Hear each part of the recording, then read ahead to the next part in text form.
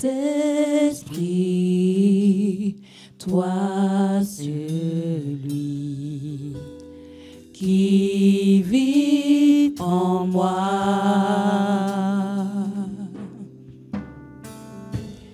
je t'en prie, mon ami, dirige-moi, Saint-Esprit, Saint-Esprit, toi celui qui vit en moi,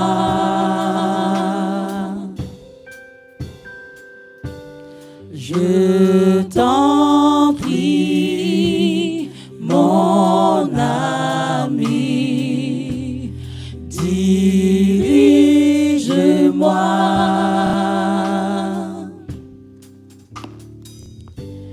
J'ai besoin de toi pour guider ma vie.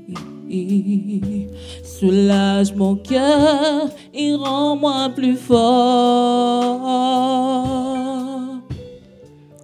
Donne-moi de ton courage pour affronter les épreuves.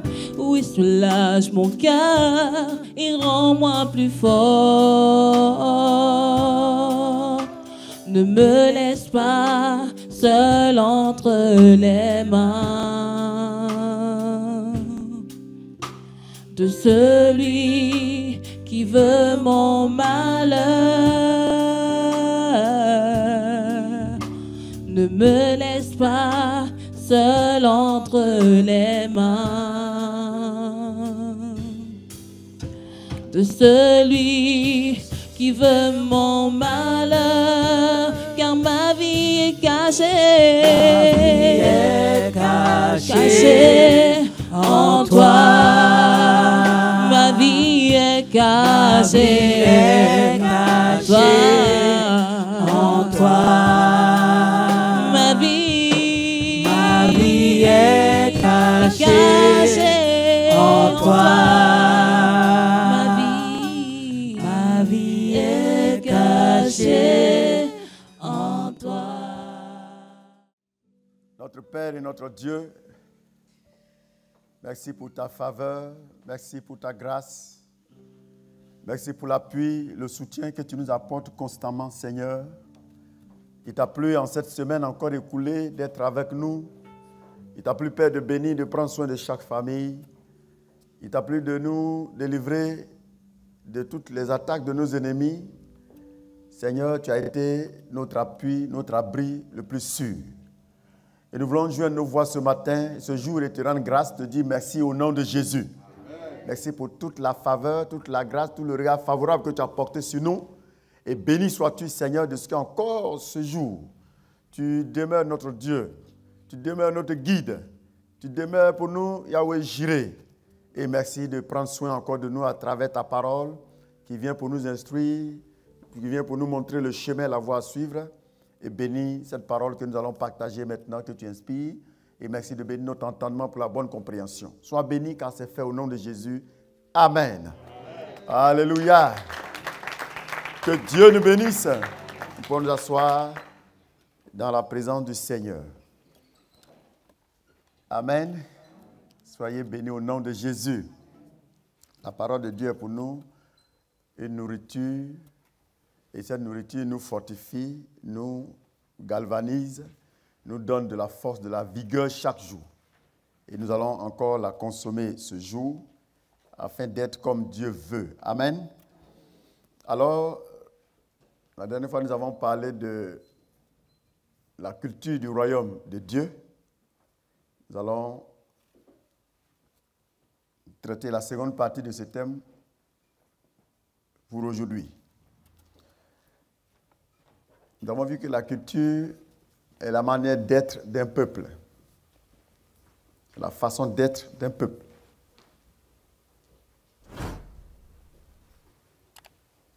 Chaque milieu social a sa culture. Vous allez aller dans chaque région du monde, vous allez trouver une culture, une manière d'être de ce peuple. Dans chaque pays, vous allez vous trouver une manière d'être de ce peuple. Et comme le royaume de Dieu, c'est aussi, si on peut le dire ainsi, un pays, c'est pourquoi le royaume de Dieu aussi a sa culture. C'est pourquoi quand nous venons à Christ, nous devons changer de mentalité.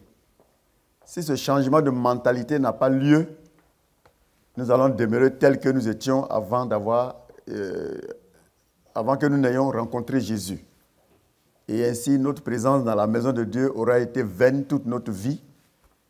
Et si de notre vivant, nous n'avons pas appartenu au royaume de Dieu, ce n'est pas après notre mort qu'on va appartenir au royaume de Dieu. Parce que c'est les vivants qui prennent des décisions. C'est les vivants qui réfléchissent, c'est les vivants qui décident, qui agissent. Quand on meurt, ton cadavre ne peut plus faire ce que ton vivant n'a pas fait. Et c'est pourquoi Dieu nous donne l'occasion d'être encore vivants pour prendre une décision encore aujourd'hui. Amen.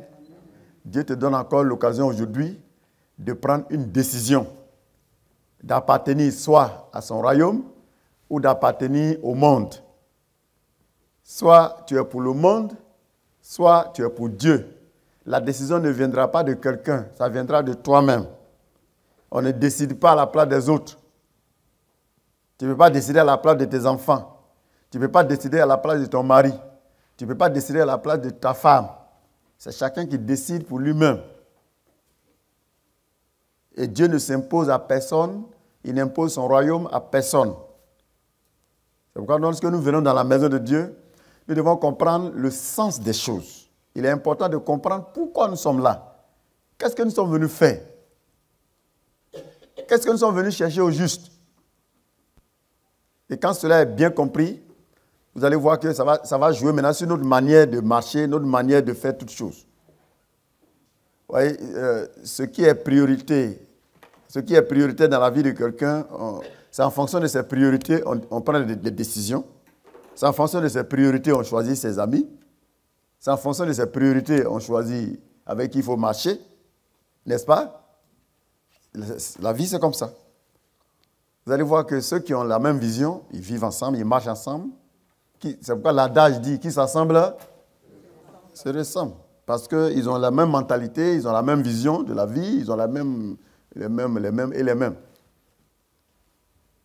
Alors, quand on veut s'assembler à Dieu, Dieu aussi dit, il nous dit que deux personnes ne peuvent pas se mettre ensemble s'ils ne se sont pas mis d'accord. Si nous sommes mis d'accord avec Christ, c'est sur quelle base? Si nous marchons avec Jésus, c'est sur quelle base? Si nous venons dans la maison de Dieu, c'est pourquoi? C'est pour atteindre quel but? Alors, sachons que si le monde a sa culture, si chaque société a sa culture, c'est-à-dire sa façon d'être, le royaume de Dieu aussi a sa culture. Et l'Église, c'est le royaume de Dieu. L'Église est censée représenter le royaume de Dieu. L'Église est censée être le prolongement du royaume de Dieu. Et chaque chrétien, où qu'il se trouve, est censé représenter le royaume de Dieu où il se trouve. Alors, quand Jésus est venu au juste, quel a été le message qu'il a prêché? Jésus a exclusivement parlé du royaume de Dieu pour faire connaître et étendre sa nature, ses principes et son influence sur la terre. Quand Jésus est venu, il n'est pas venu pour distribuer des maris à ceux qui n'ont pas de mari. Il n'est pas venu pour donner du travail à ceux qui n'ont pas de travail. Il n'est pas venu pour donner de l'argent à ceux qui n'ont pas d'argent. Ce n'était pas le but de sa mission. Parce que sans avoir Jésus dans ta vie, tu peux avoir l'argent. Les païens n'ont pas Jésus, ils ont l'argent. Les païens n'ont pas Jésus, il y en a même qui ont 3, 4, 5 femmes. Les païens n'ont pas Jésus, ils ont beaucoup de voitures, des maisons. C'est pour dire que sans être dans la maison, sans être en Christ, on peut avoir tout ça. C'est vrai que Jésus donne tout ça. Mais ce n'était pas le but de sa venue sur terre ici. Qu'est-ce qu'il est venu faire? La Bible nous révèle qu'il est venu exclusivement parler du royaume de Dieu. Il est venu pour faire connaître le royaume de Dieu.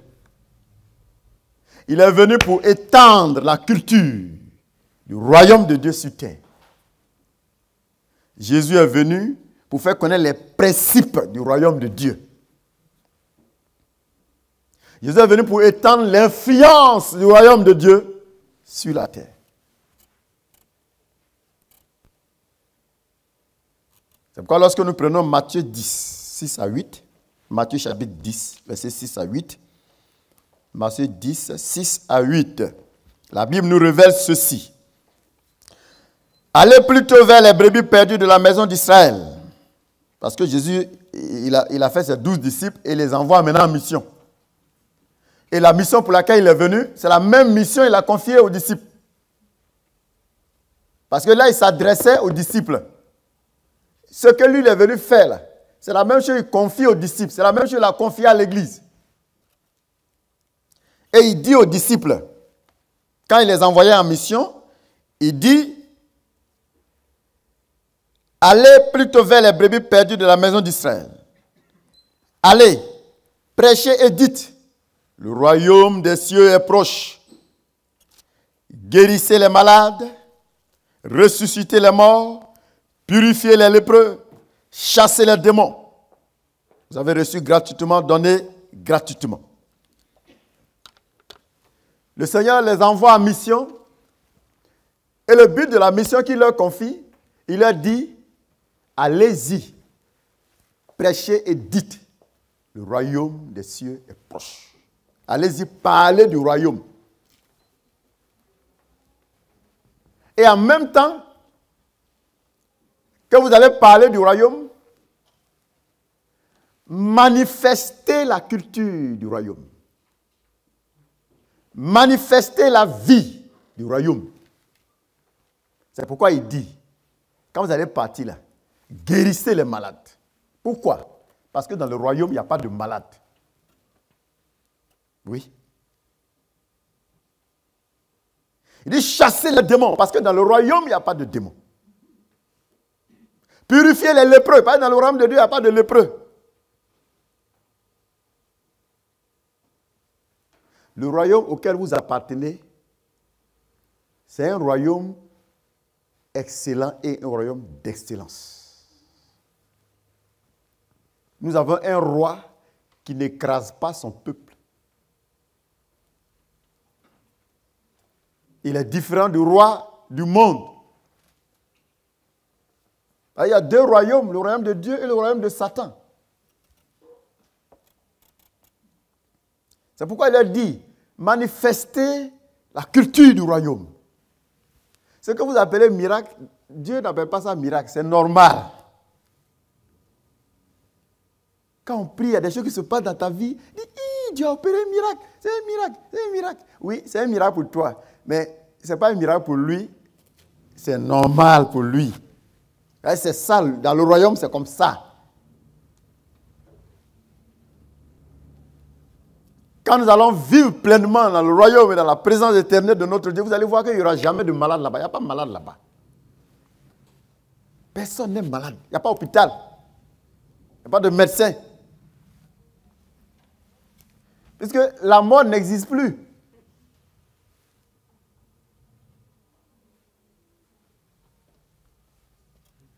Vous n'êtes pas dans une religion. Vous appartenez à un royaume.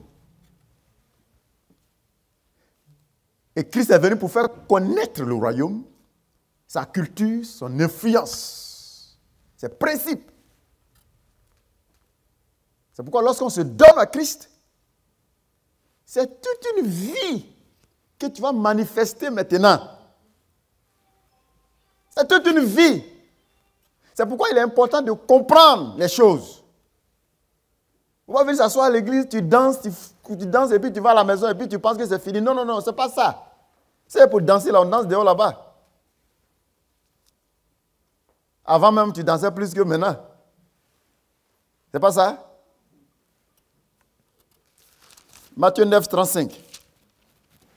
Matthieu 9, verset 35. Il est écrit ceci. Jésus parcourait toutes les villes et les villages enseignant dans les synagogues, prêchant la bonne nouvelle du royaume, guérissant toute maladie et toute infirmité. Guérissant toute maladie et toute infirmité. Vous voyez, partout où il passe là, il guérit les gens seulement. Parce que lui n'est pas un roi dont les sujets sont malades.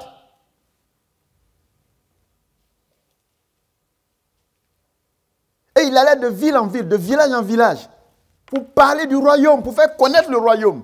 Et quand il arrive, il manifeste la culture du royaume, la façon d'être dans le royaume.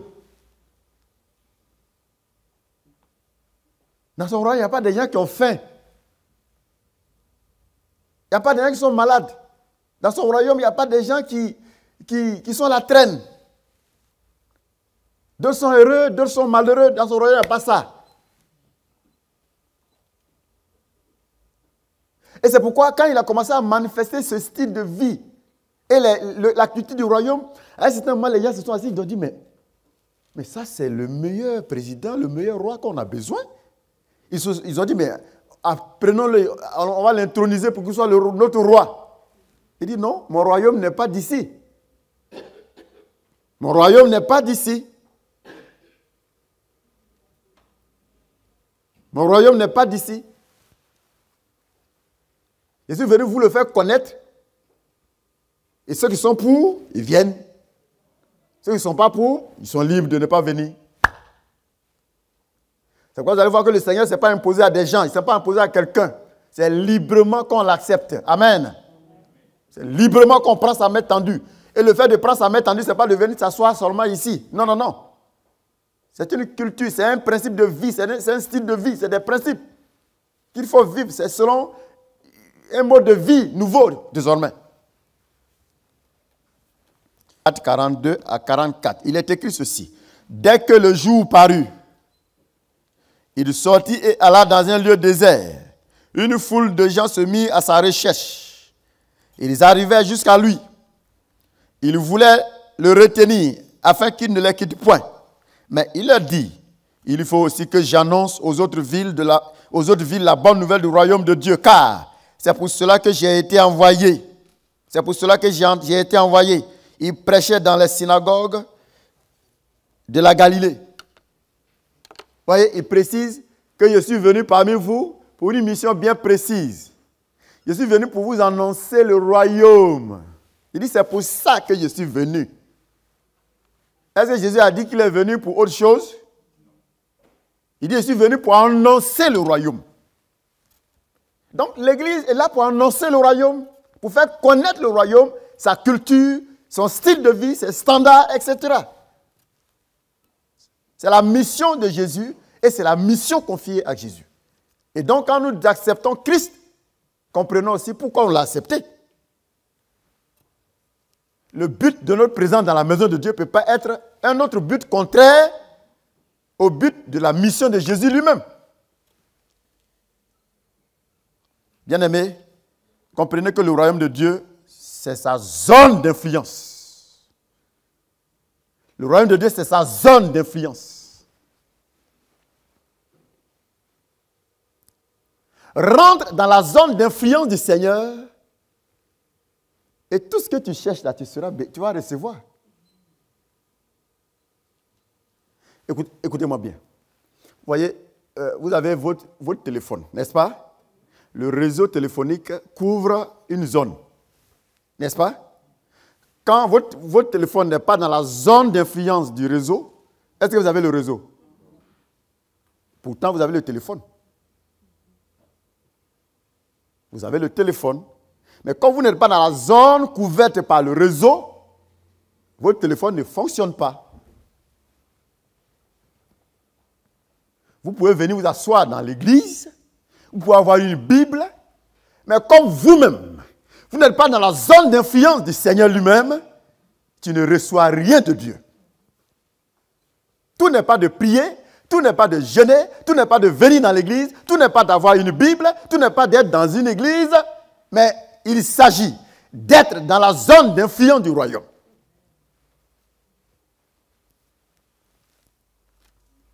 Très important.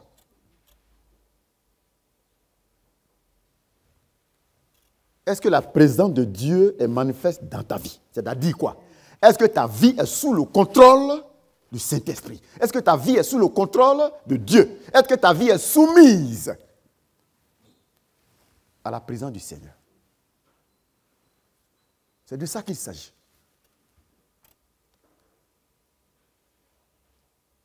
Tout n'est pas d'avoir une Bible, hein? Tout n'est pas d'appartenir à une communauté chrétienne quelque part. Il faut que ta vie soit connectée au royaume. Cela est important. Parce que le royaume de Dieu, c'est sa zone d'influence. C'est sa zone d'influence. C'est pourquoi le but de l'évangélisation, ce n'est pas de rassembler des gens dans les églises. Et puis on danse, et puis on va à la maison. Pour dire non, ici, il est membre de notre église, notre effectif va grossir. Ce n'est pas de ça qu'il s'agit. Il s'agit d'annoncer le royaume. À ce non-croyant, il vient, il soumet sa vie désormais au principe du royaume. Désormais, sa vie est sous le contrôle de Dieu.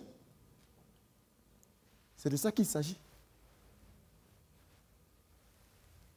Alors, en venant sur terre, Jésus est venu étendre le royaume, sa culture et son influence jusqu'à nous. En venant sur terre, Jésus est venu pour étendre le royaume, son influence et sa culture jusqu'à toi. C'est pourquoi tu dois vivre maintenant selon la culture du royaume. Tu dois vivre maintenant selon les principes du royaume. Ta mentalité doit être maintenant la mentalité qui est manifestée dans le royaume. Si ta mentalité continue d'être celle du monde, c'est pourquoi on dit « repens-toi ». Parce que se repentir, c'est changer de mentalité. Se repentir, c'est changer de mentalité. On ne peut jamais laisser ce qu'on ne trouve pas mauvais. Pourquoi hier tu péchais et ça ne te disait rien? Parce que tu pensais que c'était bon. Pour un jeune païen, ne pas avoir une copine, c'est une anomalie. Donc, ils trouvent normal d'avoir une copine. Or, dans le royaume de Dieu, avoir une copine, c'est une anomalie. Vous voyez que c'est deux mondes opposés. Pendant que là-bas, ce qui est approuvé est condamné ici. Ce qui est condamné ici est approuvé de l'autre côté. C'est pourquoi on parle de repentance, c'est changer de mentalité.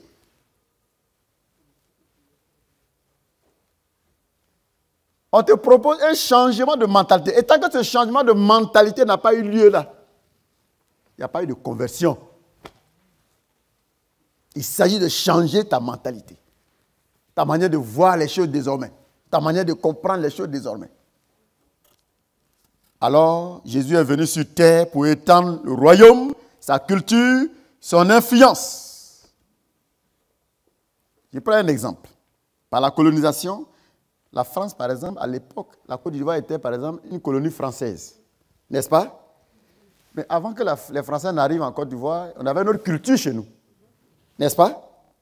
On avait notre manière de voir la vie, d'organiser notre société.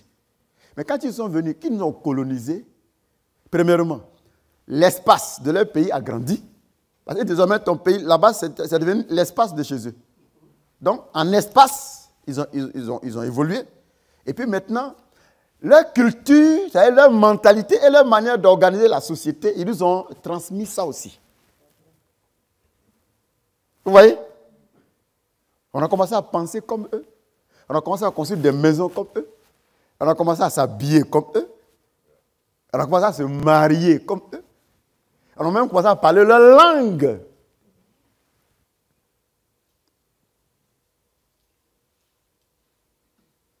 Donc la France nous a retransmis sa culture. C'est ce que Jésus est venu faire aussi. Il est venu pour te coloniser.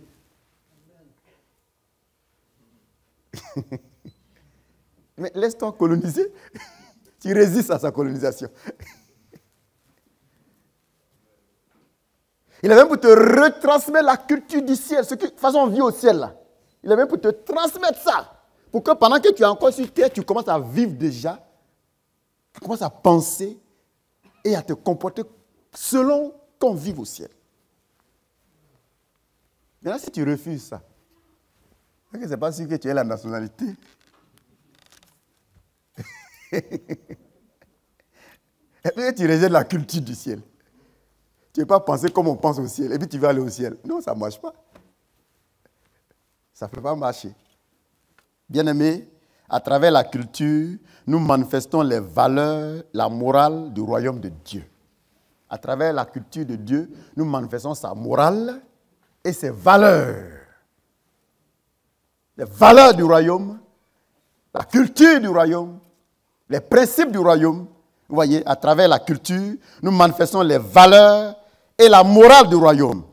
Dans la Bible, il est question d'un roi, d'une famille royale et d'un royaume. Dans la Bible, il est question d'un roi, d'une famille royale et d'un royaume. Dieu est le roi. Nous sommes sa famille, nous sommes la famille royale. Dans le royaume de Dieu, il y a une seule famille, il n'y a pas deux familles. Ça veut dire que tout le monde a droit à la même chose. Tout le monde a la même valeur. Ce n'est pas comme les royaumes qui sont sur la terre ici. Les royaumes qui sont ici, quand vous prenez, vous allez voir la famille royale et à part, et tous les autres, ce sont des sujets. N'est-ce pas? Tous les autres sont soumis à la famille royale.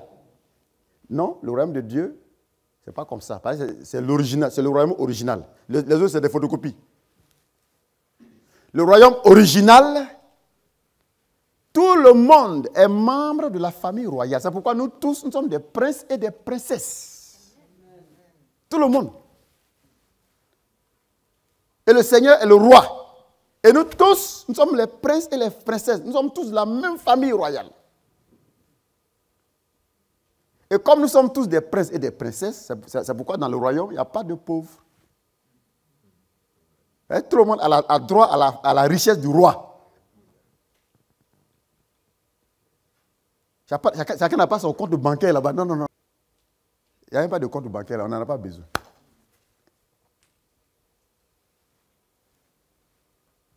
C'est pourquoi le roi, comme tu es sa fille, tu es sa princesse, tu es son prince, ta santé, c'est son affaire. Ton habitation, c'est son affaire. Ton habillement, c'est son affaire. Ta nourriture, c'est son affaire. C'est-à-dire, le roi, toi, tu es le prince. Ta santé, c'est son affaire. Oh, quel beau royaume. Est-ce que les princesses et les princes peuvent acclamer le roi?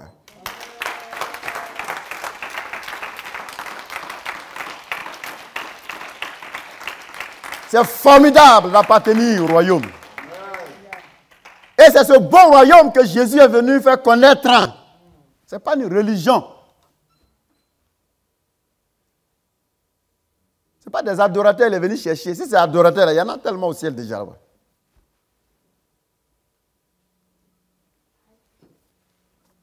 Bien-aimés, dans la Bible, il est question d'un roi, d'une famille royale et d'un royaume. Accepter donc Jésus n'est pas adhérer à une religion. C'est plutôt devenir citoyen d'un royaume, en l'occurrence celui de Dieu. Ainsi, chaque citoyen doit vivre selon la culture, la morale et les valeurs du roi Jésus.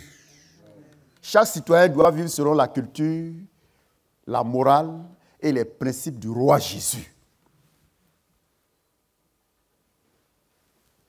Le royaume de Dieu est différent des démocraties. Ce n'est pas la même chose.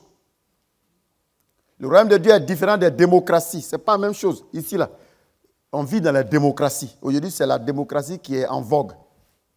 Vous savez que depuis que l'homme s'est rebellé contre Dieu dans le jardin d'Éden, il a voulu se gouverner lui-même.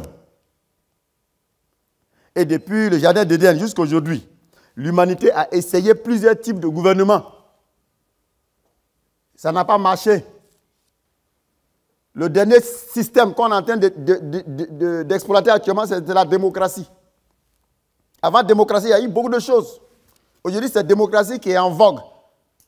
Mais vous voyez que ça ne marche pas.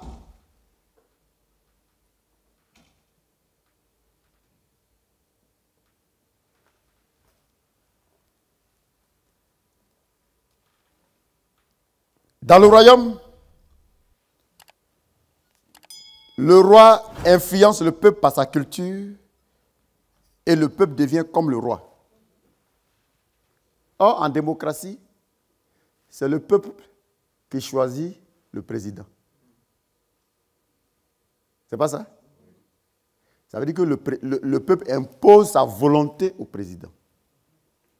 Le président doit faire la volonté du peuple.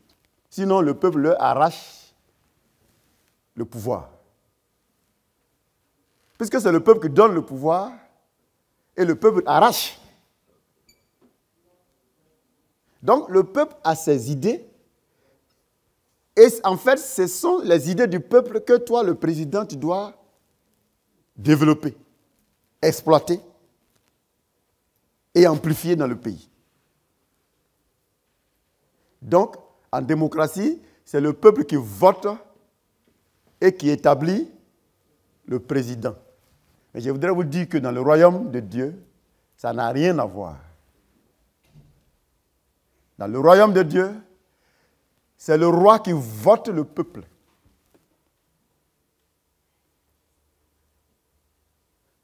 Pendant qu'en démocratie, c'est vous qui votez le président, dans le royaume, c'est le roi qui vous vote.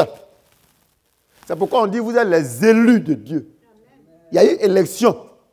Et qui a voté? C'est le roi lui seul qui va dans l'urne. Il y a un seul votant. En démocratie, vous êtes nombreux à aller voter pour choisir le président. Dans le royaume, ce n'est pas le peuple qui vote, c'est le roi qui vote le peuple.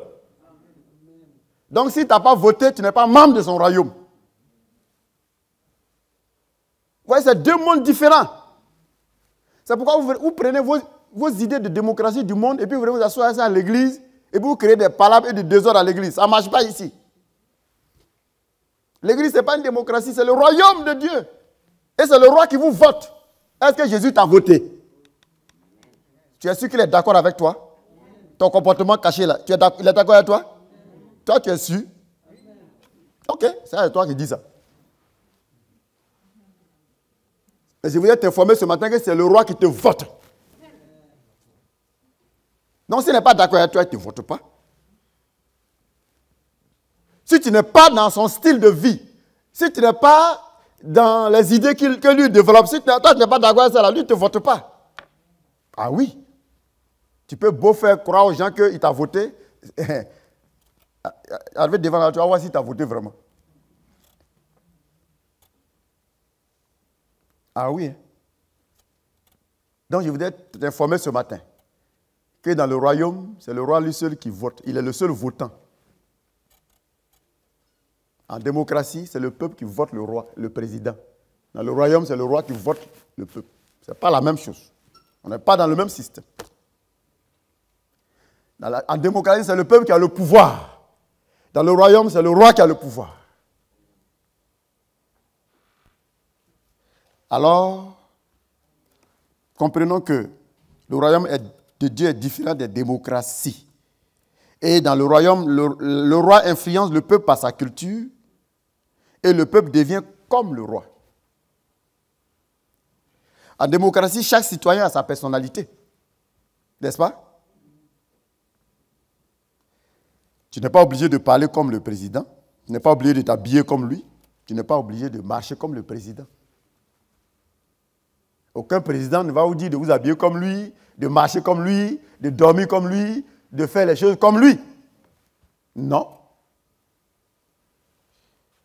Par contre, dans le royaume de Dieu, chaque citoyen doit manifester la personnalité et la nature du roi. Vous ne voyez pas que c'est différent? Ah oui. Pendant que le président de ton pays ne te demande pas de faire comme lui, dans le royaume de Dieu, tu dois faire comme le roi. Tu dois manifester sa personnalité, sa nature. Tu dois épouser ses idées et les manifester. En démocratie, c'est le président qui épouse les idées du peuple et il les manifeste. N'est-ce pas? Or ici, toi tu dois épouser les idées du roi et les manifester. De sorte que tu peux dire, celui qui m'a vu a vu le roi. En démocratie, le président peut dire, celui qui m'a vu a vu le peuple. N'est-ce pas? Or ici, c'est toi le peuple qui doit dire, celui qui m'a vu a vu le roi. C'est deux mondes différents. Donc quand on vient nous asseoir à l'église sans comprendre tout ça là, tu fais fausse route. Parce que celui qui t'a vu doit avoir vu le roi. À travers ta mentalité, à travers la culture que tu dégages, que tu manifestes. Ici, là, il n'y a pas de tricherie. Hein? Il n'y a pas de tricherie dedans. Tu ne peux pas tricher. Si tu triches, je t'apprends ce matin que tu perds ton temps. On ne peut pas tricher. Ou tu es dedans, ou tu n'es pas dedans. Est-ce qu'on se comprend très bien? Et si on se comprend, tu dois manifester la nature du roi désormais. Et c'est à ton avantage. Parce que c'est à travers toi que Dieu veut étendre le royaume dans la localité où tu te trouves.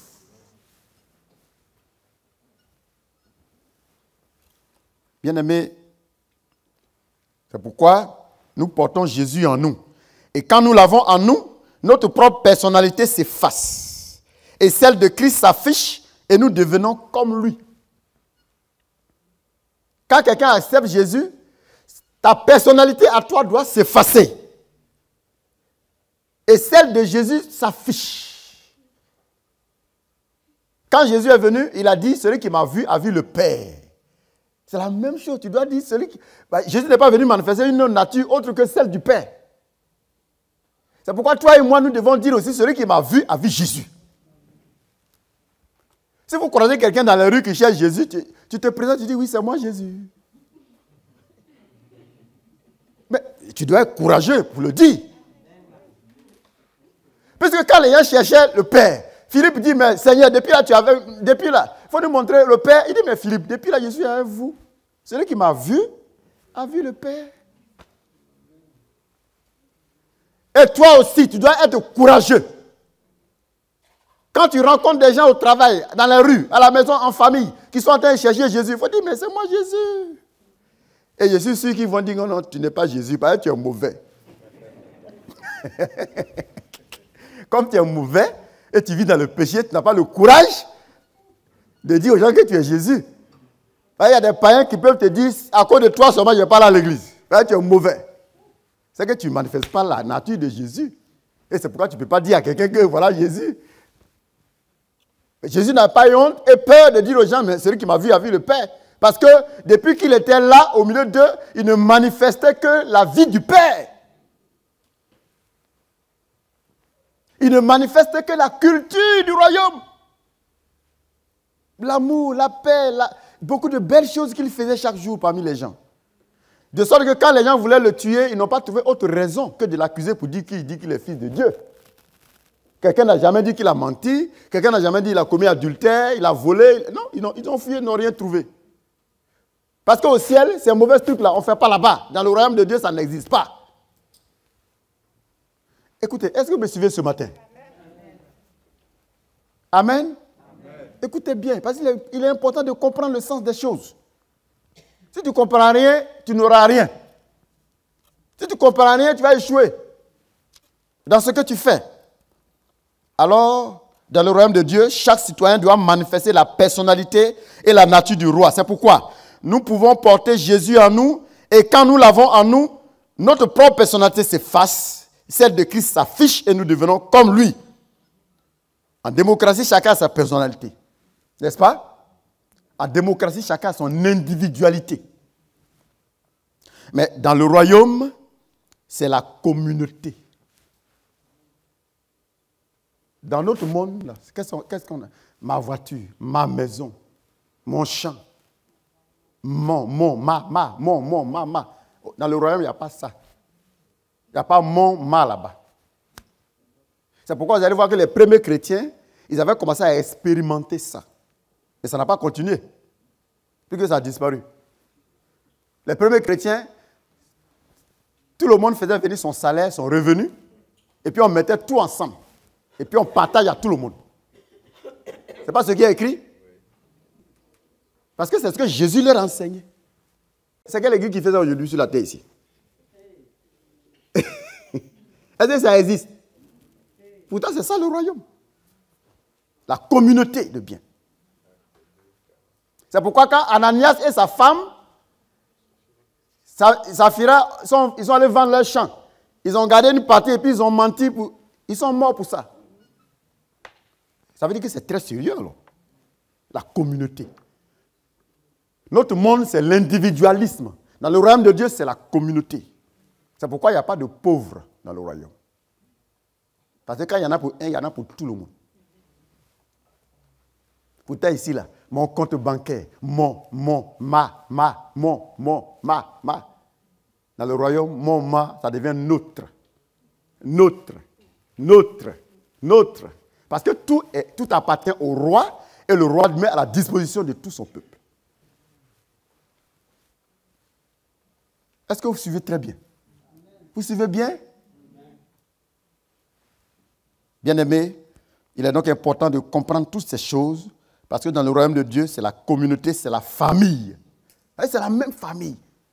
Et c'est pas si dans toi, ta famille, toi, la mère ou bien le père, tu as plein d'argent et puis tu as 4, 5 enfants et puis il y a 3 qui sont, tu leur donnes tout et puis 2 autres, ils sont là misérables. Ça existe? C'est que tu n'es pas un bon papa. Or, nous sommes la famille, un seul est le Père, Dieu.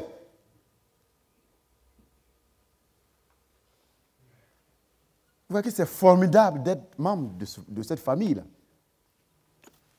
Alors, retenons que dans le royaume de Dieu, personne ne peut avoir donc sa propre morale, ses propres valeurs propres à lui.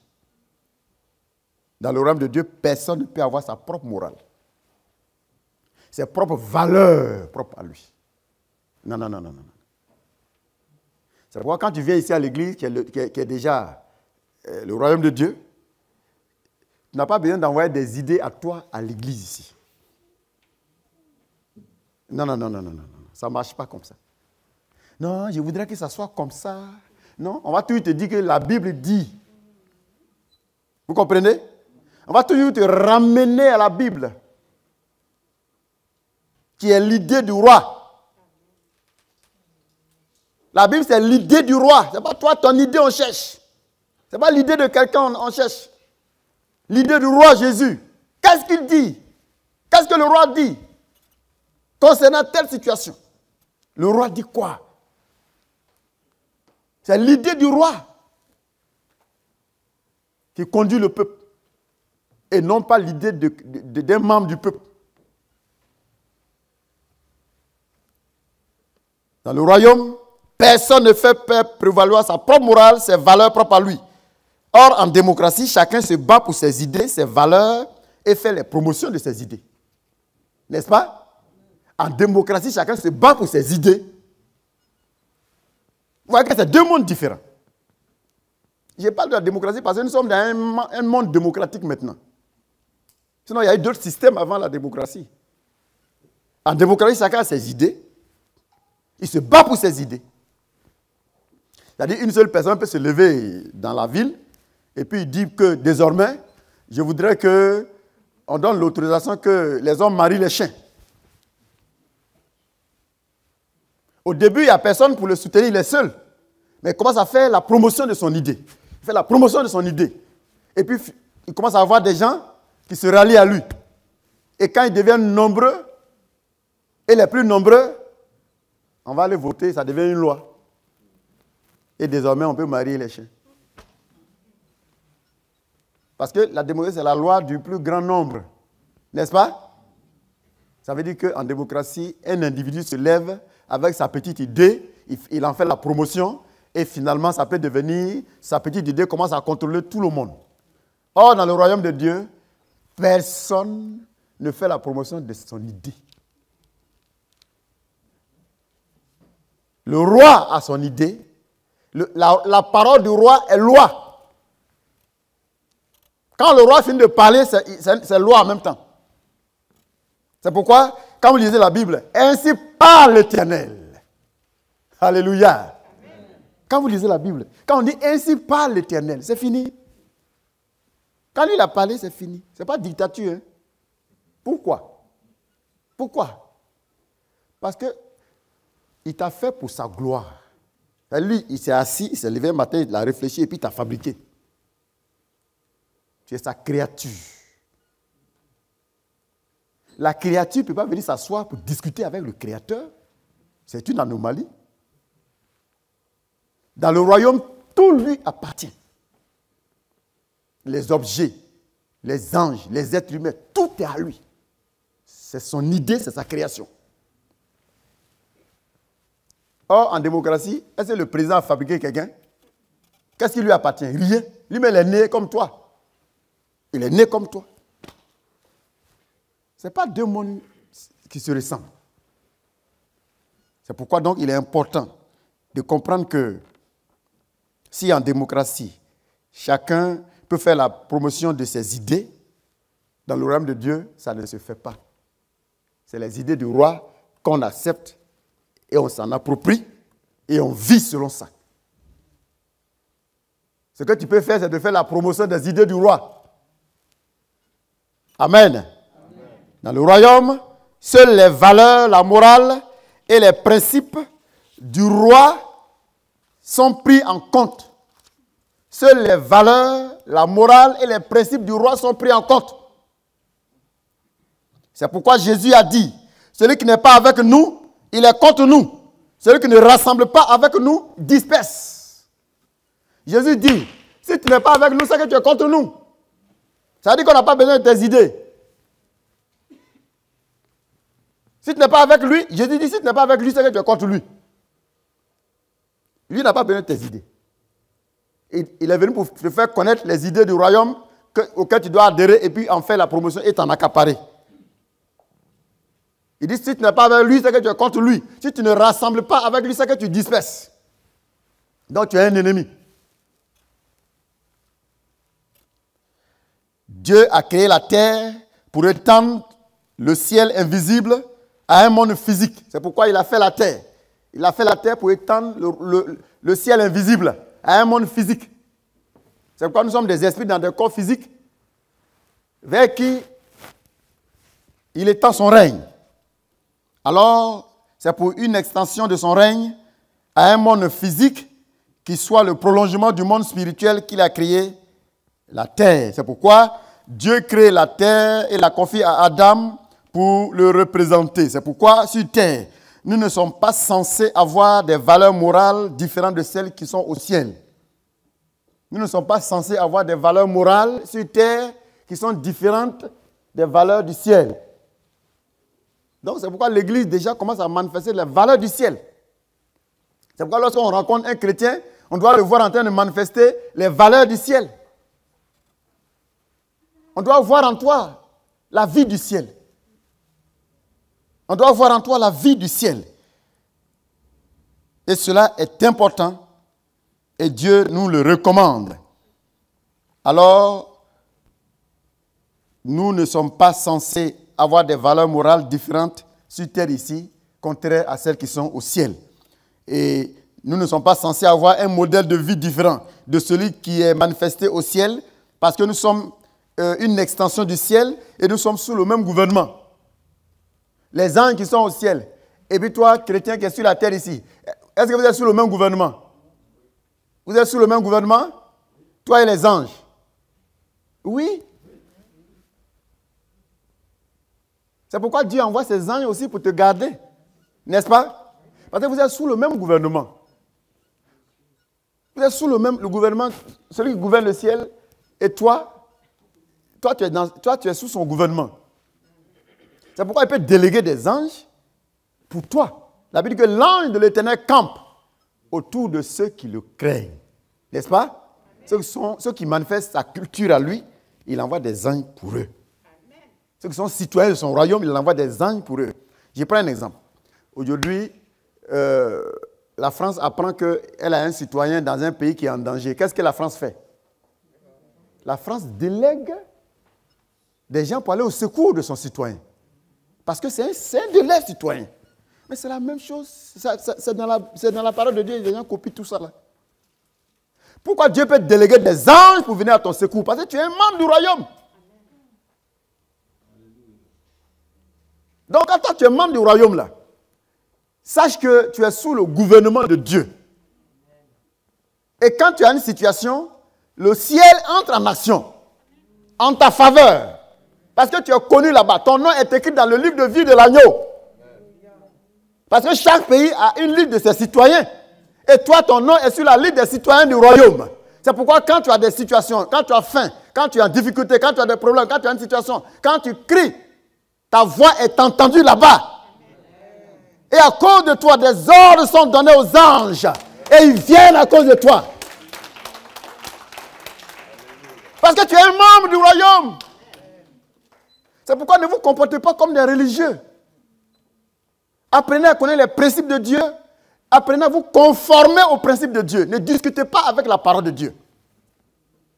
Conforme-toi à la parole de Dieu. Vis comme la parole de Dieu.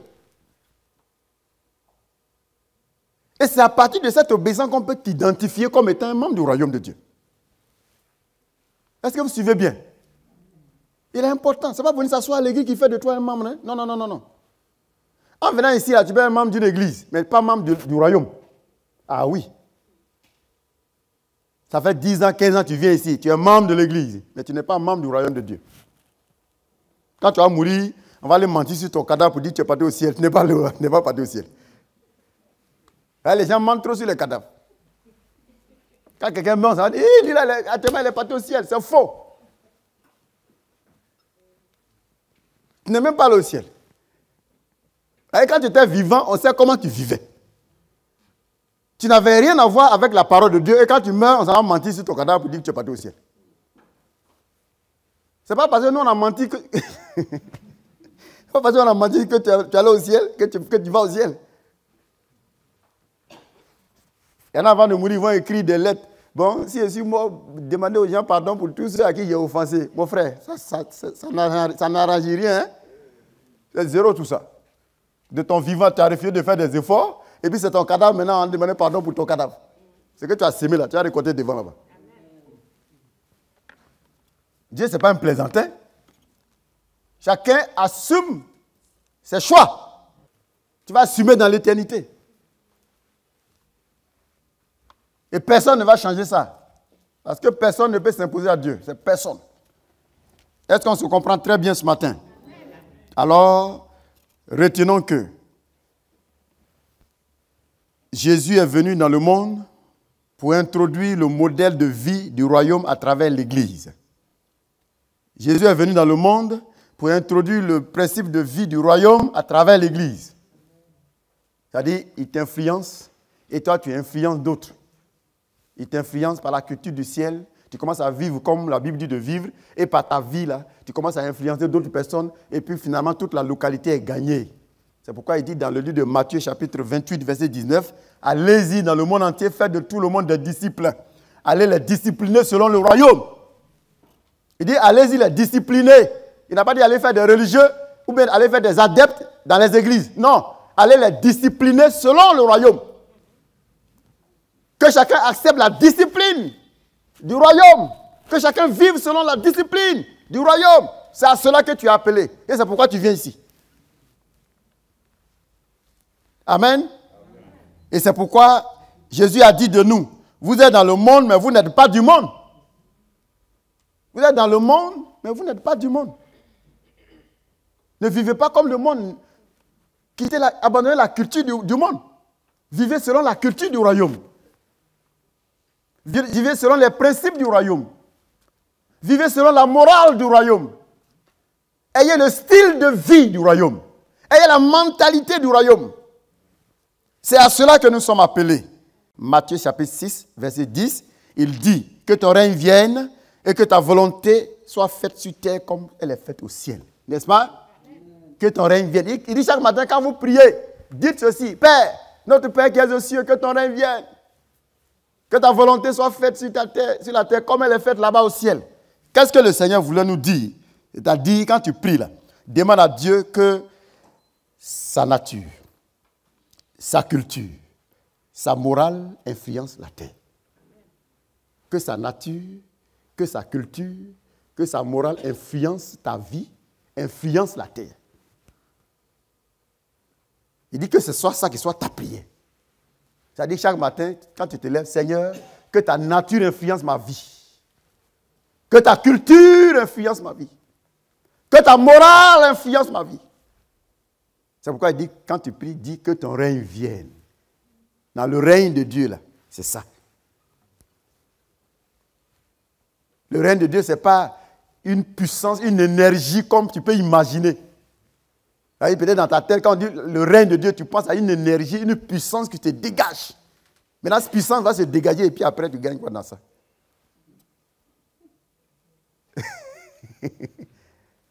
Oh Seigneur, que ton règne vienne. Et puis seulement tu commences à trembler.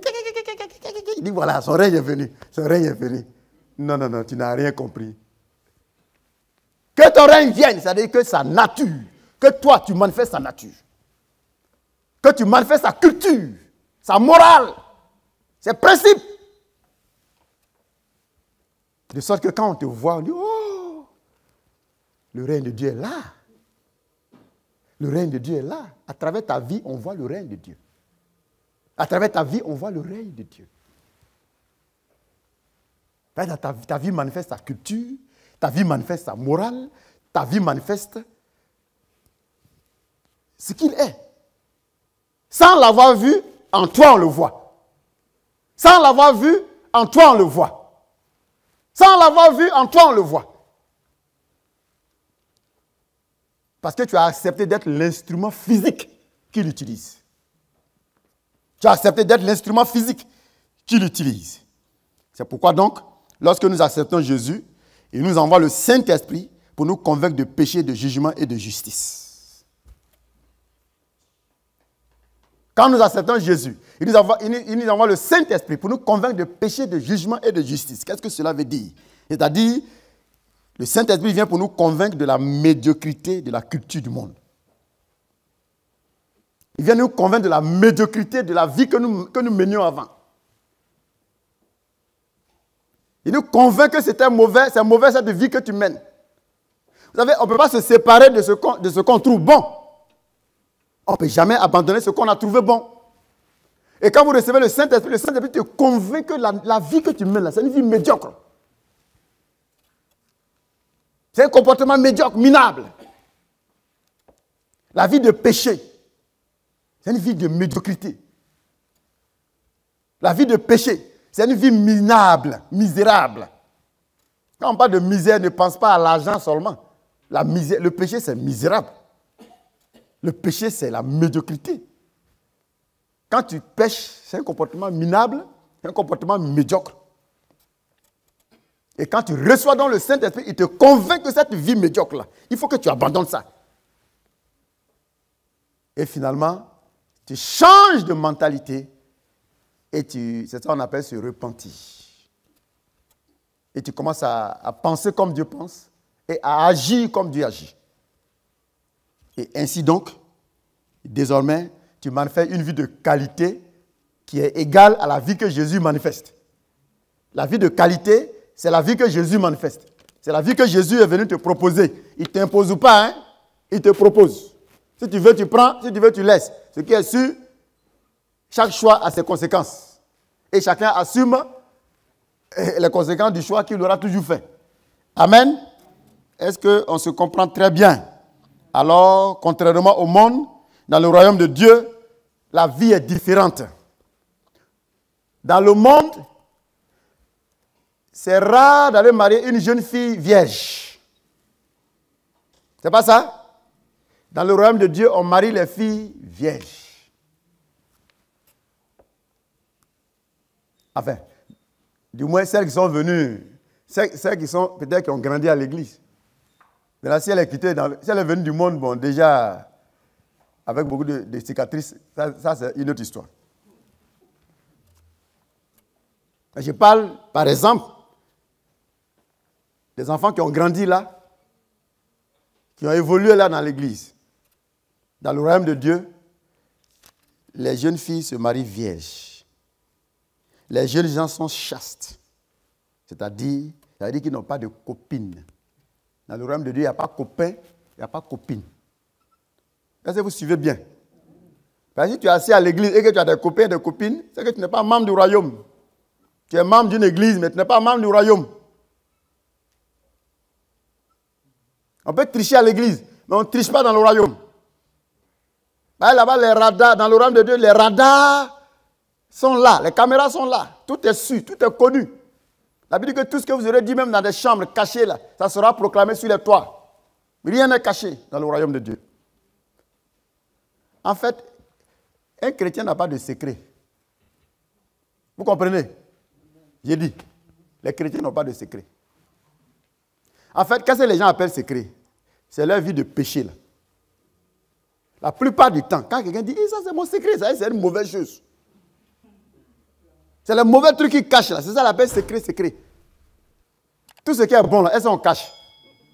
On ne cache pas quelque chose qui est bon. Tout ce que les gens cachent là, il y a péché dedans. Et c'est ça que les gens appellent secret. Donc, tout est secret là. Il faut aller les faire sortir. Ah, c'est ça.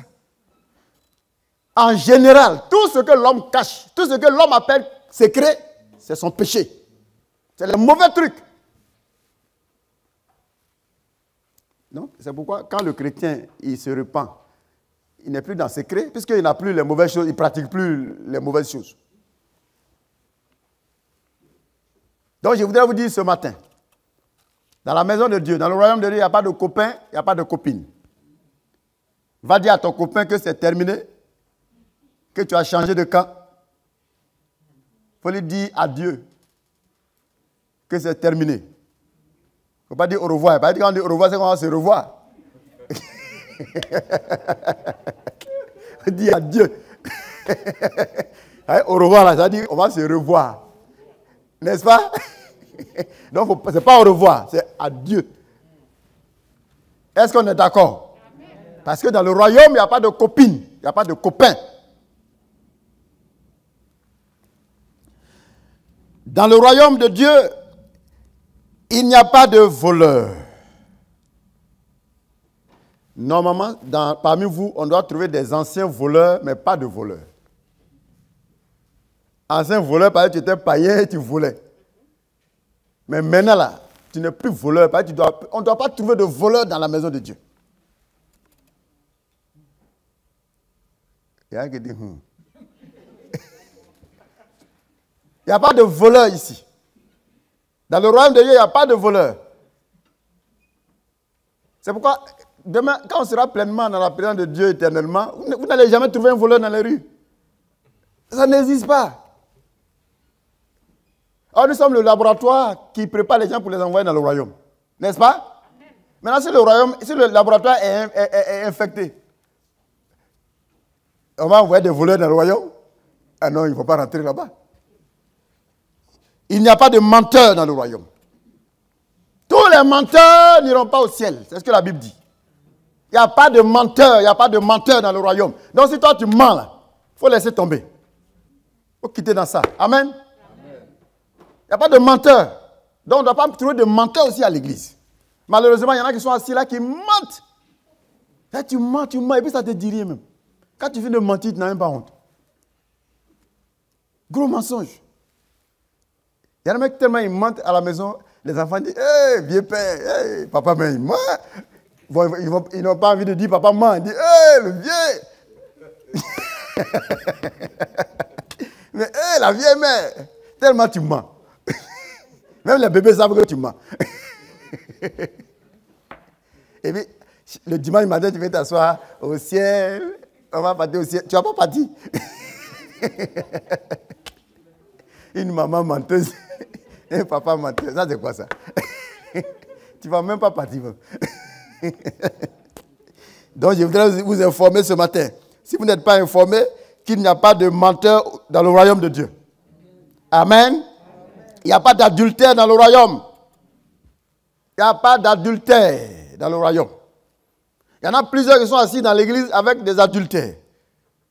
Il y en a qui ont arraché mari de d'autres, ils sont fait s'asseoir avec ça à l'église. D'autres ont arraché femme de d'autres, ils sont fait s'asseoir avec ça à l'église. Tu es un adultère. Tu n'as pas parti. Tu es membre de l'église, mais tu n'es pas membre du royaume. Je vous en supplie, par les compassions de Christ, ne mourrez pas adultère. Ne mourrez pas concubins. Il y en a qui ont pris des femmes, ils sont assis à ça, ils n'ont jamais marié. Ils n'ont jamais marié leur femme. Parce qu'ils sont dans beaucoup de liens, c'est mélangé. Il y a des gens, mais quand tu prends leur vie, c'est tellement mélangé, tu ne sais pas où tu as commencé, où tu as terminé. Les pasteurs souffrent, hein? Et tout ça là, vous êtes assis à l'église, on va au ciel. Et dit oui, on va au ciel. Tu ne vas pas partir. Tu ne vas même pas partir. Réglez tout ça avant de mourir. Amen. N'ayez pas peur ni honte de ça. Il s'agit de ta vie. Il s'agit de ton salut. C'est des situations où il faut prendre ton courage. Même si ta femme, tu l'as laissée, ça fait 15 ans. Et puis elle est mariée à un monsieur. Il faut partir, il faut dire, ma chérie, si viens te chercher. Retournons à la maison. Et puis celle qui est avec toi, il faut lui dire, ma chérie, il faut partir chez toi. Ah, mais c'est clair, c'est ton salut. Sinon, on va aller mentir sur ton cadavre. On va dire, tu es parti au ciel. Oh, tu n'es même pas allé là-bas. C'est pourquoi je vous dis, on ment trop sur les cadavres. Au funérail, il y a un ment trop. Actuellement, le frère, il est allé au ciel. Le frère dit, mais c'est pas au ciel. Actuellement, j'ai chaud. Je vous informe qu'il n'y a pas d'adultère dans le royaume de Dieu. Amen. Il n'y a pas de haine. Il n'y a pas de haine. Il n'y a pas de haine dans le royaume. Tu viens t'asseoir dans la maison de Dieu avec la haine des gens. Même ceux qui t'ont fait du mal, là, il ne faut pas les haïr. Dieu dit de pardonner. Tu dis non, ça va seulement, je ne peux pas laisser. Tu ne peux pas laisser. Ceux qui ont tué Jésus, là, il a laissé. N'est-ce pas? Amen. Ceux qui l'ont crucifié, il a dit, Père, pardonne-le. Ils ne savent pas ce qu'ils font. Il a laissé tomber. Pourquoi toi, tu ne peux pas laisser pour toi? Lui, il a laissé pour lui, et toi, tu ne laisses pas pour toi. Et puis tu dis, tu es son disciple. Tu es disciple comment? Tu dis, non, ce qu'on m'a fait là, c'est trop mauvais. Toi-même, tu n'as jamais péché. On a tous péché. La Bible dit que la mesure que tu prends pour mesurer, pour donner à l'autre, c'est la même mesure qu'on prend pour mesurer, pour te donner. C'est-à-dire quoi? Le même degré de pardon que tu exploites pour les autres, c'est la même chose à exploiter sur ton cas. Est-ce qu'on se comprend très bien? Ce matin, il s'agit du royaume. Il n'y a pas de haine dans le royaume. Parce que nous sommes la famille. Dans une famille, s'il y a la haine, ça va détruire la famille. N'est-ce pas? Nous tous, quand on vient dans la maison de Dieu, il n'y a plus de nationalité, il n'y a plus d'études de telle race, telle ethnie, il n'y a plus tout ça, c'est fini. On est la famille de Dieu. Est-ce qu'on a bien compris? C'est pourquoi les clans là, on ne veut pas ça ici. Il n'y a pas de clan à l'église.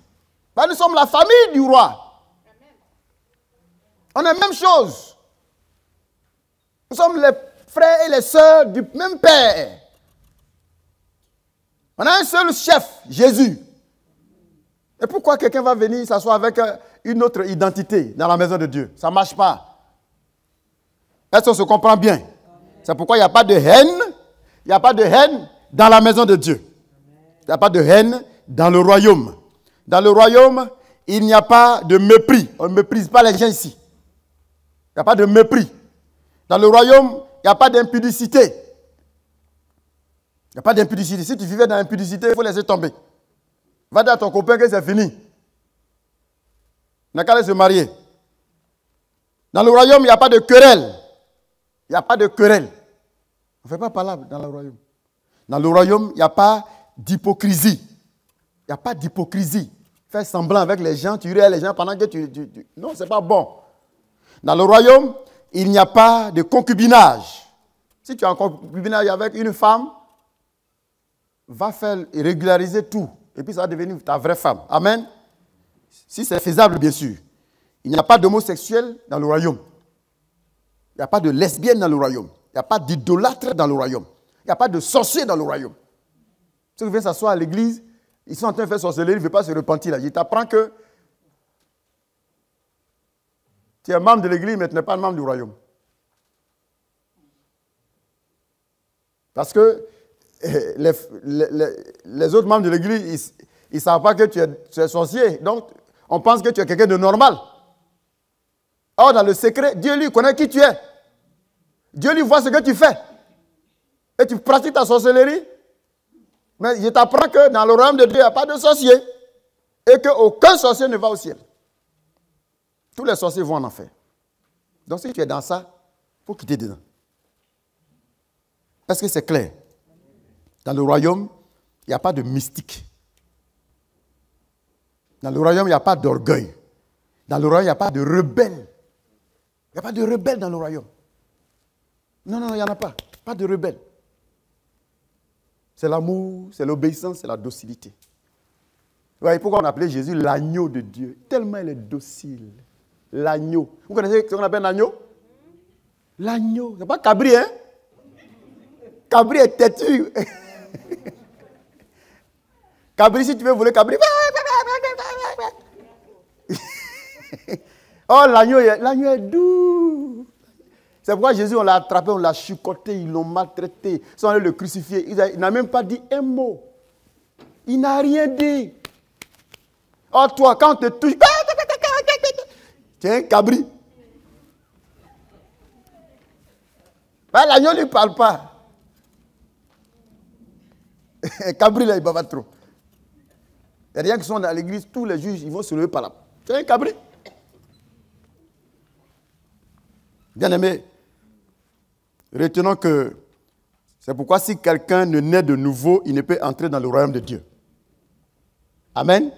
Si quelqu'un n'est pas né de nouveau, il ne peut pas rentrer dans le royaume. Parce que s'il n'y a pas tout ça dans le royaume, oh, tout ça c'est dans ta vie, ou bien il y a quelques éléments dans ta vie, c'est pourquoi il faut naître de nouveau pour devenir prince. Parce qu'on ne devient pas prince, on ne devient pas roi, on est prince, on est roi. Vous n'allez jamais entendre qu'il est devenu le roi dans tel royaume là-bas. On ne devient pas roi, on est roi. On ne devient pas prince, on est prince. C'est pourquoi, quand on vient à Christ, Dieu nous demande une nouvelle naissance. Pour faire émerger la nouvelle personne que tu seras. Et désormais, tu vas naître prince. Tu étais esclave de Satan, mais par ta nouvelle naissance, tu nais prince. Prince du royaume. Vous comprenez? Vous voyez maintenant la valeur de la nouvelle naissance? Parce que tu vas naître de nouveau pour devenir prince. Donc si tu refuses de naître de nouveau, tu ne peux pas être prince. Parce qu'on est prince, on est roi. Jésus, quand il est venu, il dit, je suis né. N'est-ce pas? Il est né roi. Il n'est pas devenu roi. Vous suivez bien? C'est pourquoi dans Jean 3, verset 3, Jésus a dit à Nicodème, si quelqu'un n'est pas né de nouveau, il ne peut pas rentrer dans le royaume. Alors, tous les infiltrés dans le royaume seront mis dehors. Là, il y en a qui s'arrangent pour venir s'asseoir. Ils font le chemin avec l'église, croyant qu'ils vont entrer dans le royaume. Tu es un infiltré. Et tu seras mis dehors au moment venu. Vous comprenez? Les infiltrés seront mis dehors, pas par nous, mais par Dieu lui-même. Il a dit, laissez croître l'ivraie et le blé. Au moment venu, on va couper l'ivraie, on va mettre le feu dessus, n'est-ce pas? Pendant que nous, on ne sait pas qui tu es, Dieu sait qui tu es. Donc, tu te trompes toi-même, parce que tu ne veux pas te cacher devant lui. Je termine par 1 Corinthiens 5. 1 Corinthiens chapitre 5, versets 10 à 13. Et je vous en supplie, par les compassions de Christ, ne mourrez pas adultère. Ne mourrez pas concubin.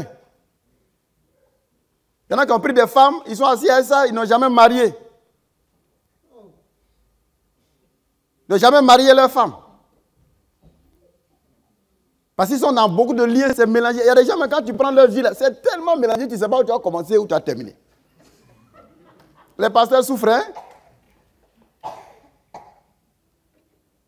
Et tout ça là, vous êtes assis à l'église, on va au ciel, et dit oui, on va au ciel, tu ne vas pas partir. Tu ne vas même pas partir. Réglez tout ça avant de mourir. Amen. N'ayez pas peur ni honte de ça. Il s'agit de ta vie. Il s'agit de ton salut. C'est des situations où il faut prendre ton courage. Même si ta femme, tu l'as laissée, ça fait 15 ans. Et puis elle est mariée à un monsieur. Il faut partir, il vous dit, ma chérie, si viens te chercher. Retournons à la maison. Et puis celle qui est avec toi, il faut lui dire, ma chérie, il faut partir chez toi. Ah, mais c'est clair, c'est ton salut. Sinon, on va aller mentir sur ton cadavre. On va dire que tu es parti au ciel. Oh, tu n'es même pas allé là-bas. C'est pourquoi je vous dis, on ment trop sur les cadavres. Au funérail, il y a un ment trop. Actuellement, le frère, il est allé au ciel. Le frère dit, mais c'est pas au ciel. Actuellement, j'ai chaud. Je vous informe qu'il n'y a pas d'adultère dans le royaume de Dieu. Amen. Il n'y a pas de haine. Il n'y a pas de haine. Il n'y a pas de haine dans le royaume.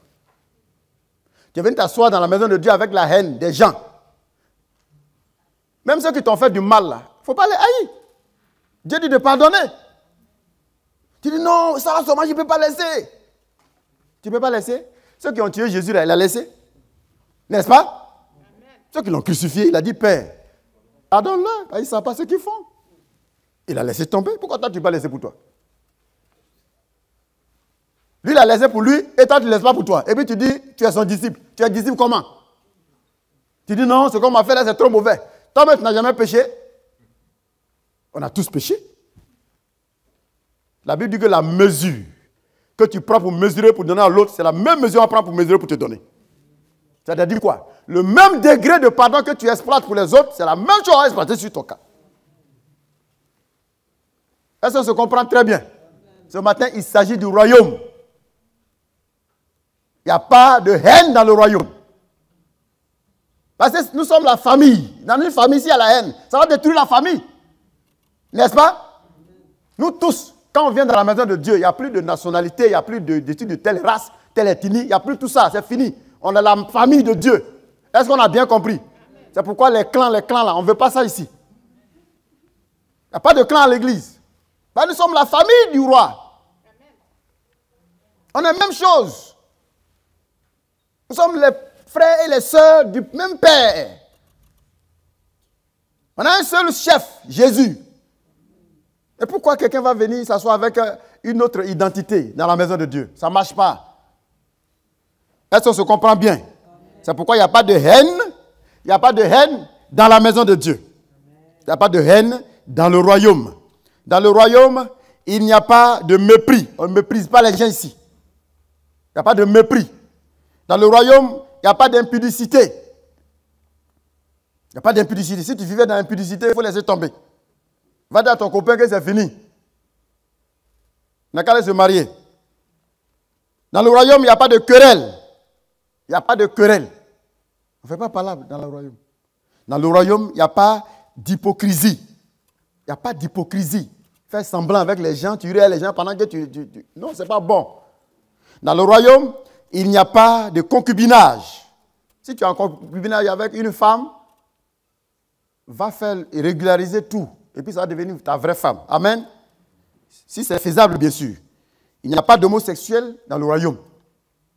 Il n'y a pas de lesbienne dans le royaume. Il n'y a pas d'idolâtre dans le royaume. Il n'y a pas de sorcier dans le royaume. Ceux qui viennent s'asseoir à l'église, ils sont en train de faire sorcellerie, ils ne veulent pas se repentir. Là. Je t'apprends que tu es membre de l'église, mais tu n'es pas membre du royaume. Parce que les autres membres de l'église, ils ne savent pas que tu es sorcier. Donc, on pense que tu es quelqu'un de normal. Or, dans le secret, Dieu lui connaît qui tu es. Dieu lui voit ce que tu fais. Et tu pratiques ta sorcellerie. Mais je t'apprends que dans le royaume de Dieu, il n'y a pas de sorcier. Et qu'aucun sorcier ne va au ciel. Tous les sorciers vont en enfer. Donc, si tu es dans ça, il faut quitter dedans. Est-ce que c'est clair? Dans le royaume, il n'y a pas de mystique. Dans le royaume, il n'y a pas d'orgueil. Dans le royaume, il n'y a pas de rebelle. Il n'y a pas de rebelle dans le royaume. Non, il n'y en a pas. Pas de rebelle. C'est l'amour, c'est l'obéissance, c'est la docilité. Vous voyez pourquoi on appelait Jésus l'agneau de Dieu? Tellement il est docile. L'agneau. Vous connaissez ce qu'on appelle l'agneau? L'agneau. Ce n'est pas cabri, hein? Cabri est têtu. Cabri, si tu veux voler cabri. Oh, l'agneau est doux. C'est pourquoi Jésus, on l'a attrapé, on l'a chicoté, ils l'ont maltraité. Ils sont allés le crucifier. Il n'a même pas dit un mot. Il n'a rien dit. Oh, toi, quand on te touche, tu es un cabri. Bah, l'agneau ne lui parle pas. Cabri, là, il bave trop. Il y a des gens qui sont dans l'église, tous les juges, ils vont se lever par là. C'est un cabri. Bien aimé, retenons que c'est pourquoi si quelqu'un ne naît de nouveau, il ne peut entrer dans le royaume de Dieu. Amen. Si quelqu'un n'est pas né de nouveau, il ne peut pas rentrer dans le royaume.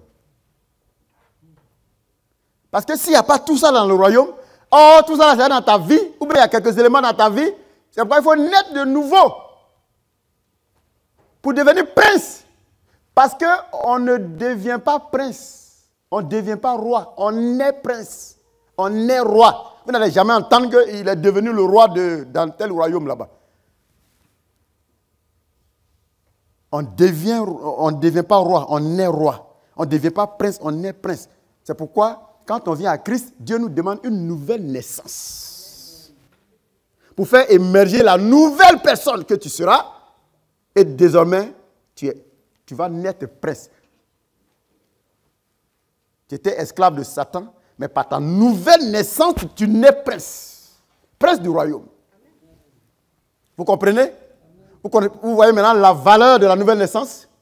Parce que tu vas naître de nouveau pour devenir prince. Donc si tu refuses de naître de nouveau, tu ne peux pas être prince. Parce qu'on est prince, on est roi. Jésus, quand il est venu, il dit, je suis né. N'est-ce pas? Il est né roi. Il n'est pas devenu roi. Vous suivez bien? C'est pourquoi dans Jean 3, verset 3, Jésus a dit à Nicodème, si quelqu'un n'est pas né de nouveau, il ne peut pas rentrer dans le royaume. Alors, tous les infiltrés dans le royaume seront mis dehors. Là, il y en a qui s'arrangent pour venir s'asseoir. Ils font le chemin avec l'église, croyant qu'ils vont entrer dans le royaume. Tu es un infiltré. Et tu seras mis dehors au moment venu. Vous comprenez? Les infiltrés seront mis dehors, pas par nous, mais par Dieu lui-même. Il a dit, laissez croître l'ivraie et le blé. Au moment venu, on va couper l'ivraie, on va mettre le feu dessus, n'est-ce pas? Pendant que nous, on ne sait pas qui tu es, Dieu sait qui tu es. Donc, tu te trompes toi-même, parce que tu ne peux pas te cacher devant lui. Je termine par 1 Corinthiens 5. 1 Corinthiens chapitre 5, versets 10 à 13. Et il nous a dit ceci. Non pas d'une manière absolue avec les débauchés de ce monde, ou avec les cupides et les ravisseurs, ou avec les idolâtres. Autrement, il vous faudrait sortir du monde maintenant. Ce que je vous ai écrit, c'est de ne pas avoir des relations avec quelqu'un qui se nomme frère, est débauché, cupide ou idolâtre, ou outrageux, ou ivrogne, ou ravisseur. De ne pas même manger avec un tel homme. Qu'ai-je en effet à juger ceux du dehors? N'est-ce pas ceux du dedans que vous avez à juger? Pour ceux du dehors, Dieu les juge.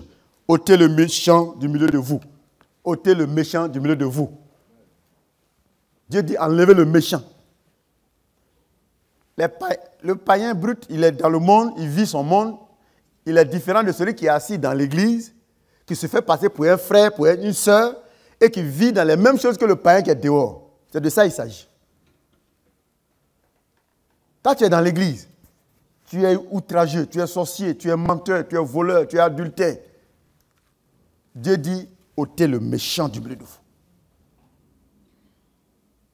Et s'il nous demande d'enlever le méchant, ça veut dire quoi? Ça veut dire que si tu t'es débrouillé, sans même, il y en a qui pêchent sans qu'on sache. N'est-ce pas? Il y a des gens qui ont leur péché là, c'est sophistiqué. C'est tellement sophistiqué que tu ne peux pas te rendre compte qu'ils pêchent. Tu es un infiltré. Et au moment venu, Dieu lui-même, au moment où tu vas arriver à la porte du ciel, tu dis tu veux rentrer, on dit non, tu ne peux pas rentrer ici. Et on fait sortir ton CV. On dit regarde, tu es un voleur, tu es un menteur. Et puis toi-même tu vois les films où tu es en train de voler, où tu es en train de mentir, où tu es en train de voler, arracher femme de quelqu'un. Toi-même tu es en train de regarder tout ça. Tu dis donc vous êtes au courant de tout ça ici? On dit oui. Ici là, nous on connaît tout, on est au courant de tout. Et puis toi maintenant, quand tu prends la route de l'enfer. Et puis c'est terminé. Tu es un infiltré. Donc je demande à tous les infiltrés de se repentir et de chercher la face de Dieu. Amen. Parce que le royaume de Dieu et le monde sont différents. Ils ont différentes valeurs, Le monde et le royaume de Dieu ont différentes cultures, différentes convictions. Ils sont tous deux opposés l'un à l'autre. C'est pourquoi Dieu dit à Israël, vous ne contracterez pas de mariage avec les peuples voisins, car ils vous éloigneraient de moi. Il dit, n'allez pas vous marier avec les païens. N'allez pas vous contracter des mariages avec les autres peuples. Et au-delà même de la question du mariage, on pourrait dire que Dieu nous demande de ne pas adopter la culture du monde, de ne pas adopter leur morale, leur standard, leur style de vie, car tout cela pourrait nous éloigner de Dieu. Alors, la culture du royaume de Dieu, le style de vie du royaume de Dieu, prenons-le en compte, épousons les idées du roi et vivons comme le roi demande de vivre. Que la grâce de Dieu soit avec vous et que Dieu vous maintienne dans sa présence au nom de Jésus-Christ. Les deux mains levées vers le ciel, je voudrais prier pour chacun. Notre Père et notre Dieu, merci encore pour l'instruction ce matin. Merci Père pour ta parole qui est venue, pour nous révéler notre Dieu, ta volonté. Nous prions que ton Esprit Saint nous convainc encore et davantage de la médiocrité de la vie que nous avons menée jusqu'ici. Et que nous puissions nous en détourner pour nous tourner totalement vers ta loi et tes principes. Que nous puissions vivre selon ce que tu nous as prescrit. Que le royaume dont tu es venu faire la promotion, que nous nous sentions concernés, que nous nous engageons et que nous vivions selon que, Seigneur, la vie que tu as manifestée parmi nous et que tu as promu, que nous puissions vivre selon elle au nom de Jésus-Christ. Bénis mon frère, bénis ma soeur, sois avec chacun, répands encore ta grâce et ta faveur sur ton église. Si quelqu'un était faible, qu'il soit fortifié. Si quelqu'un était tombé, qu'il soit relevé. Si quelqu'un était dans des liens quelque part, que ces liens soient brisés et détruits au nom de Jésus-Christ. Si quelqu'un avait honte ou bien peur de se dévoiler ou de sortir de ces liens, Seigneur, donne-lui la force, que ton amour prévale et que notre Dieu, les plans et les projets de Satan pour quelqu'un parmi nous soient voués à l'échec au nom de Jésus-Christ. Oh notre Dieu, merci pour ton Esprit Saint que tu envoies dans nos vies, dans nos cœurs, dans nos pensées, pour nous donner la vigueur et toute la force nécessaire pour marcher selon tes lois et tes principes. Bénis ton Église, garde ton Église et prends soin de ton peuple. Merci pour la semaine qui commence, que tu bénis pour chacun et sa famille, au nom de Jésus-Christ. Amen. Alléluia. On peut acclamer le Seigneur.